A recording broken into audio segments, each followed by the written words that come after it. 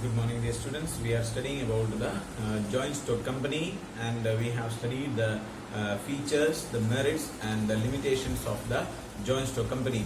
And in today's class, we are going to study the types of companies. What are the different types of companies? So when we hear the types of companies, we can say there are two types of companies. The first one is called as the private company, and the other one is called as the public company. There are two types of companies are there: private company and public company. Okay, so you can understand from the word the private and the public, and in some companies name you might have written that private limited or public limited, like that. Okay, so these names you are familiar. Now let us discuss about what is a private company. Now first we are going to study about a private company. Okay, a private company means a company. In order to understand the private company, there are some features. The first one restricts the rights of members to transfer its shares. So first feature is that the private company restricts its members to transfer the shares. So if I am a shareholder, or if I am having a share of a private company, I cannot transfer the share to any other person. So that is the one feature of this one. Okay, so I cannot transfer the share to any other member. Second, it has a minimum 2 and a maximum of 200 members. So in your book it is given as 50. That is the as per the old rule. Now as per the latest rule, even 200 members can be there. So minimum 2 members and the maximum 200 members can be there in a private company. So it is not necessary that all 200 should be there. So minimum 2 should be there, and the maximum 200. Out of within that, any number of members can be there. And excluding the present and the past employees. So the employees of the organization or employees of the company cannot become the shareholders, existing or even past. Okay, so like if I was working in a organization last, but I cannot purchase a share of this company. Okay, and does not invite public to subscribe to its share capital. Okay, another feature is that we cannot a private company cannot invite the general public to invest into the share capital. It cannot be distributed. So like a already existing share. If 10 shareholders start a company, after that they cannot ask the other public members to contribute to the capital. Okay, so that is also not permitted. And another feature is there must have a minimum paid up capital of 1 lakh or such a higher amount which may be prescribed from time to time. So minimum paid up capital of 1 lakh rupees. So total capital, like 10 members are there, or at least 2 members are there, 50,000 if they invest 1 lakh rupees capital is there, then with that they can start a company. Okay, so the minimum amount of capital that they must have 1 lakh minimum. Okay, maximum any amount of capital can be there. With 1 lakh rupee a company cannot start now at present. This is the old rule, or when at the time of Companies Act was made, at that time they made a restriction that 1 lakh rupees. Now at least 1 crore rupees is there, then also we cannot start a company. Okay, if you want to start a company, like 100 crore rupees, 1000 crore rupees, like that, huge amount of money is required. But minimum paid up capital is considered as 1 crore rupees. It is necessary for a private company to use the word private limited after its name. If a private company contravenes any of the aforesaid provisions, it ceases to be a private company and loses all the exemptions and the privileges to which it is entitled. Okay, so if there are 3-4 rules that we have studied, if these rules are violated, if any of these, like imagine that if any member is transferring the share of this private company to any other member, or if the number of shareholders are below 2, like if only 1 shareholder is there, okay, or if more than 200 shareholders are there, okay, or any 2 cases are there, then, or if minimum paid up capital is not there, or even if the company is inviting general public to invest to its capital. So any of these rules are violated, then what happens? Then the rule of the private company or the name of this private company is avoided. Okay, so then it will no more be considered as a private company. Okay, so this rules has to be clearly followed.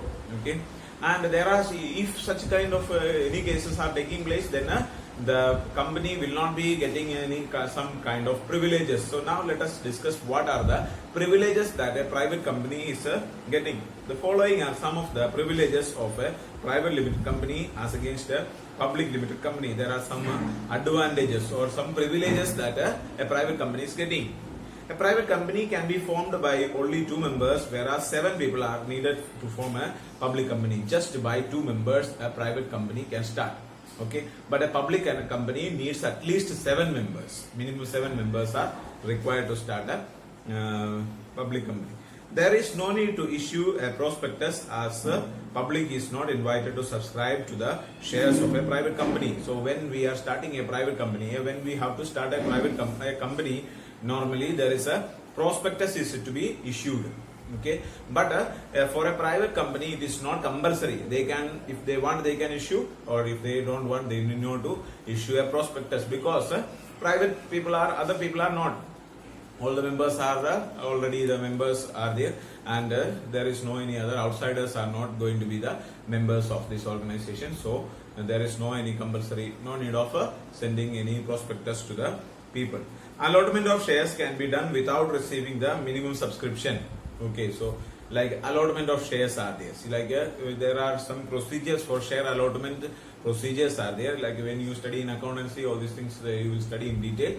So like if you imagine that if you want to purchase a share, you first they will be giving the application of shares. So there will be application money, like 10 rupees share is there, then 2 rupees will be given as application money. So you can apply for a share. And if you are like imagine that if you want to have 100 shares, okay, so the company, you can ask for 100 shares by paying 2 rupees. So 10 rupees share is there and you want to have 100 shares, but first you have to apply for the shares. So you have to pay 200 rupees and apply for the share. But there are many, if the many shareholders are issuing, then only 1000 shares are there and 1000 members are asking for the shares. Then that many shares are not there, so they will not be able to issue this much shares. So like that, then they will use different methods. So that how much you have applied, that much shares you may not get. You may get less number of shares only, because that many number of shares are not available.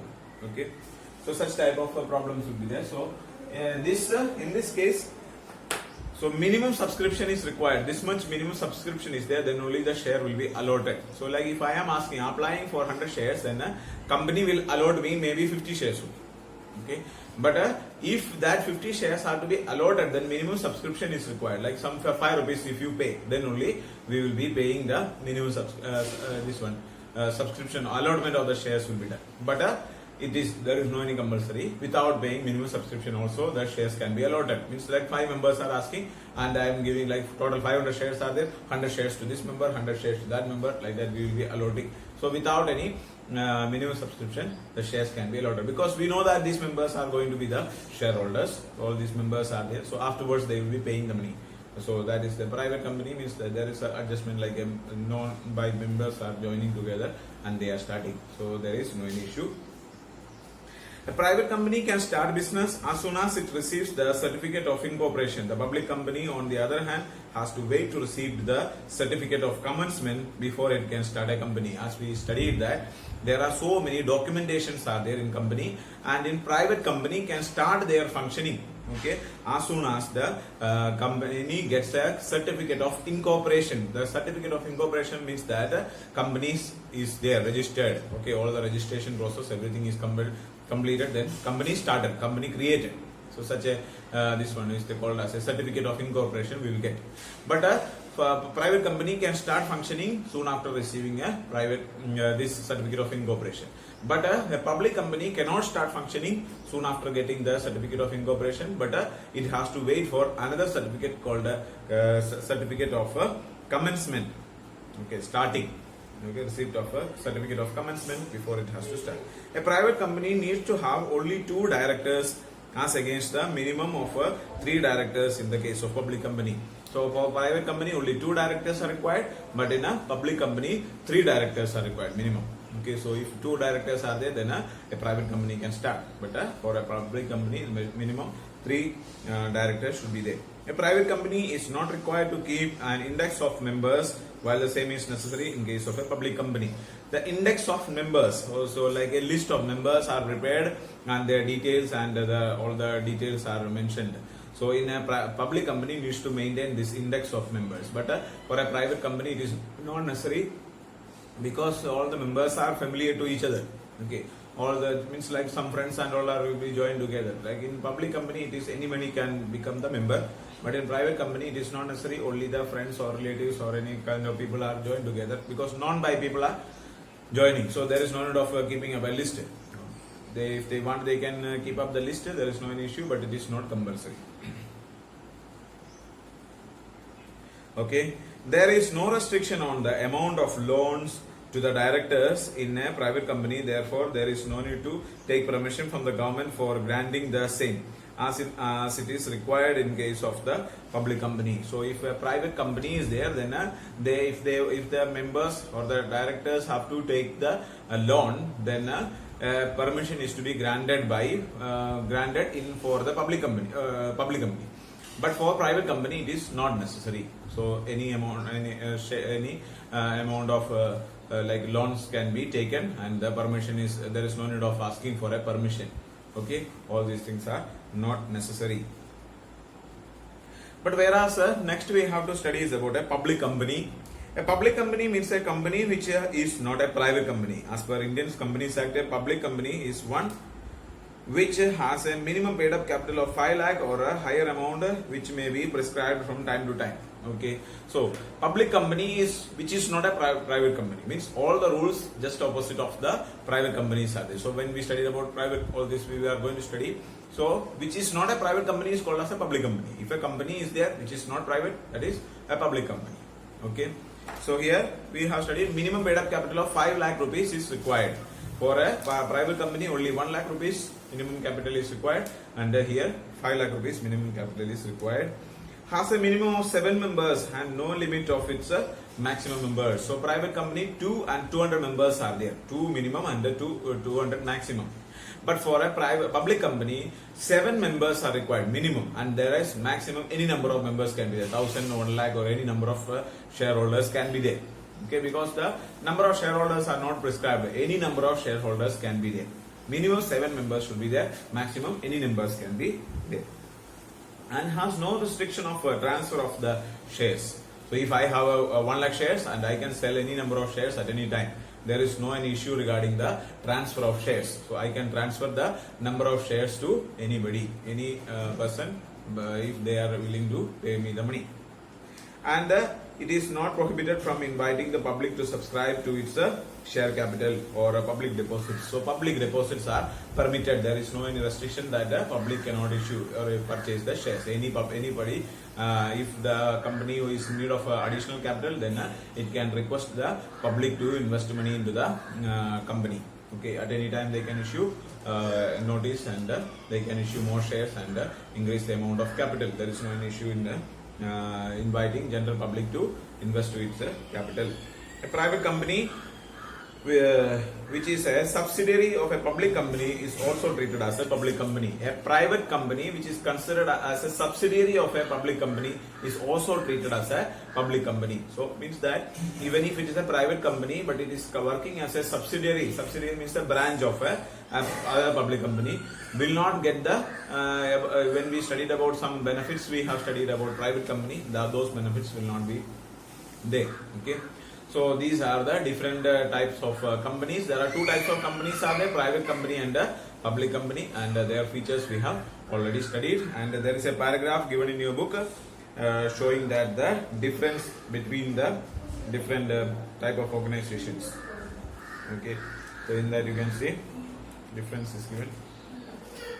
So you have to understand the basic difference between what is a private company and what is a public company. So that is with that we are going to complete the topic of this one. So we studied about a sole proprietorship, joint stock company, sole proprietorship, joint Hindu family business, cooperative society, and joint stock company. Okay, so 4 forms of business organizations we have studied, and these things you have to study in detail. Okay, thank you so much.